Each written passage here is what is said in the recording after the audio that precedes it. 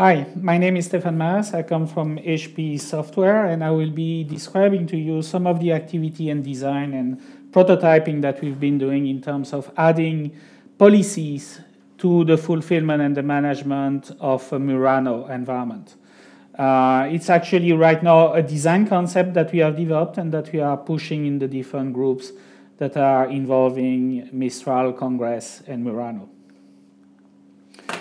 So at the high level, essentially, the objective or what we would try to do is to be able to facilitate the use and reuse of policies across multiple workloads. An example of use case associated to that is, for example, being able to enforce policy on Murano environment that essentially allow you to follow policies that are coming from the IT department, from the corporation, in order to ensure that the workloads deployed on OpenStack also fulfill essentially the corporate policies. It can also essentially be used to facilitate the distribution, the move, and so on of existing workloads across multiple hosts in an environment. And in particular, it can also be used to facilitate the monitoring of applications and the subsequent handling of events, incident, and remediation. For example, something like an auto-scaling of a workload as a result of problems that have been detected. Another example is the ability to deploy multiple workloads in different security zones. So the main idea is really to try to separate the concern between the design of the application, the modeling of the application, the workload that's being deployed on top of an OpenStack environment, and associate to them a certain amount of policies that will be characterizing multiple things that I want to do at the moment of the deployment of the workloads or subsequently in order to manage the workload.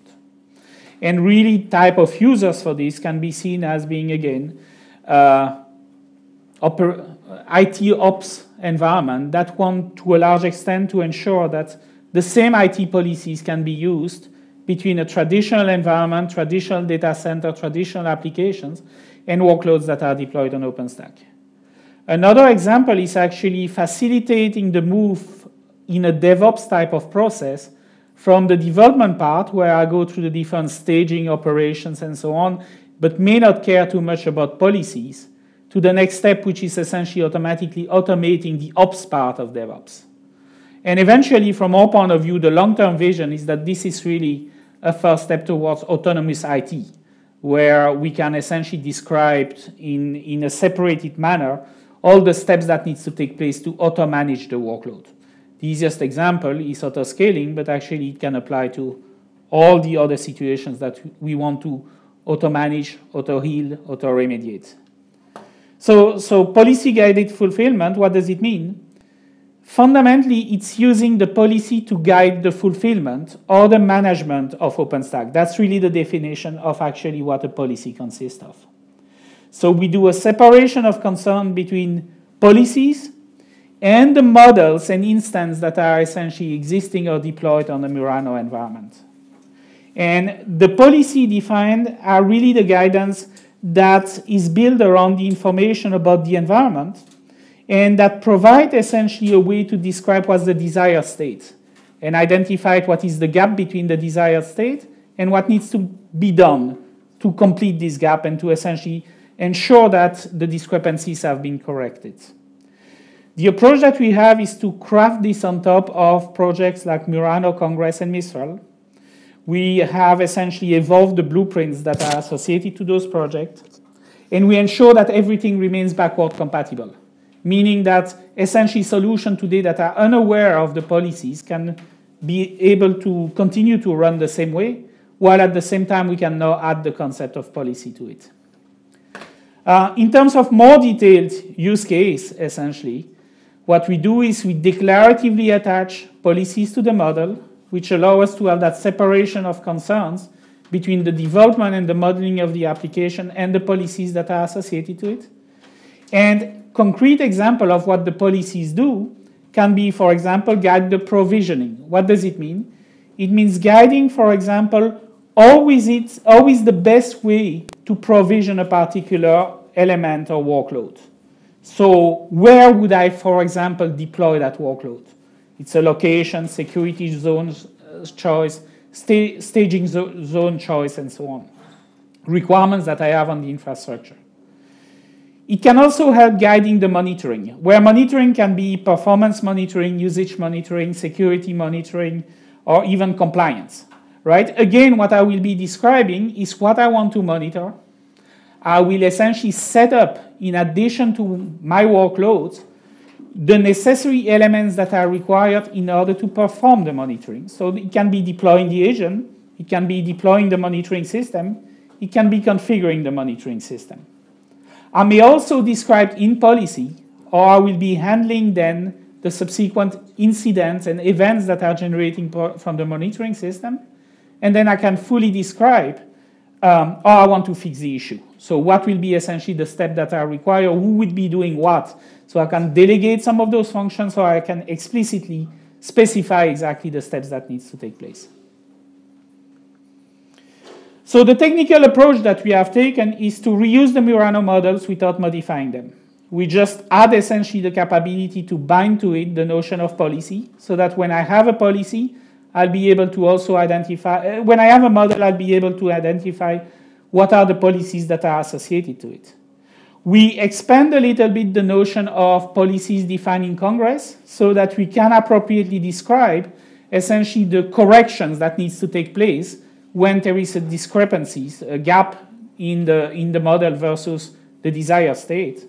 And then we essentially introduce, in the context of Murano, a fulfillment engine which is able to provision and then manage the environment in the way that is being guided for the policy. And that I will actually go quickly through the steps that are involved with that, but essentially what it means is that the policy will be able to modify my model. Think, for example, if I need to monitor, I need to possibly deploy a monitoring system, or I may need to deploy an agent that will be helping essentially with my monitoring system. I will then generate execution plan, and those execution plans can themselves be modified by information, by essentially calls or decisions that are being taken by the policies, based on the policies. And then eventually I will be, again, provisioning or managing my system by orchestrating now the different involved artifacts, component engines, and other OpenStack API that will be responsible essentially for performing the provisioning or the changes to the system that I want to have. So fundamentally, this is the architecture that now combines those different components that are today, and I will go quickly to the next slide. Today, they are essentially covered by three activities: Congress, that describes the policy engine or policy decision point; Murano, that models the deployment of the application; and Mistral, which is the workflow that orchestrates the different services to perform the actions. So what we are really doing is creating those interactions and flows that are taking place between those three projects. We allow policy to be associated to the environment models that are being deployed by Murano. When a model is being fulfilled, so executed by the fulfillment engine, it will essentially take the information from the policy to guide the steps that needs to take place. And that will result into having an orchestrated flow that will be calling the different services in order to perform the management step or the deployment that we want to see happen. So in terms of quickly going through the execution flow of what this means, this is a representation that shows on one side a current Murano environment, for which we have also associated to it a particular policy. That policy will have rules that allows you to evaluate how far you are from the desired state, and remediation or enforcement, if you want, that allows you to correct what happens. It has also a GUI component because Murano includes a marketplace where you may want to represent the impact of the policy. There are multiple steps that take place, but as you execute in the fulfillment engine, the first thing that may happen is that the policy modifies the topology of the models. So for example, it adds an agent or it adds a monitoring system. The second thing that happens is that as you will go essentially through the execution of the step, you may also have to add some questions, some queries, some particular steps that the policy wants you to also execute as you go through the actual fulfillment or management. So instead of just doing the steps that were originally included in the models, you will also be adding those few steps that are essentially characterizing things that the policy wants you to do on top of it. And then you will be doing the execution of the associated flow. And that execution is actually something that, in our case, we implement on top of Mistral. That allow us to essentially orchestrate then the different APIs that are required in order to perform the fulfillment. And that can be done actually reusing existing content. So we can generate or reuse content like hot templates for heat, but we can also reuse content that's associated to Ansible and Chef, Puppet, and so on. And as a result, as the Murano is being populated, we also store that information in Glance, which allow us to have essentially a tracking of the instance on which we now still have the policies that apply, and we can perform other lifecycle management actions on the resulting instances. So in summary, what we've really done is we've described a possible way to essentially add policies to the models that are being used in OpenStack. We realize that all those steps can be done in different ways, but right now we are pushing across the different projects, essentially trying to find the best way to do it. This is the approach that we had proposed and put together. And we have actually captured that in a blueprint that can be found at that URL. Thank you.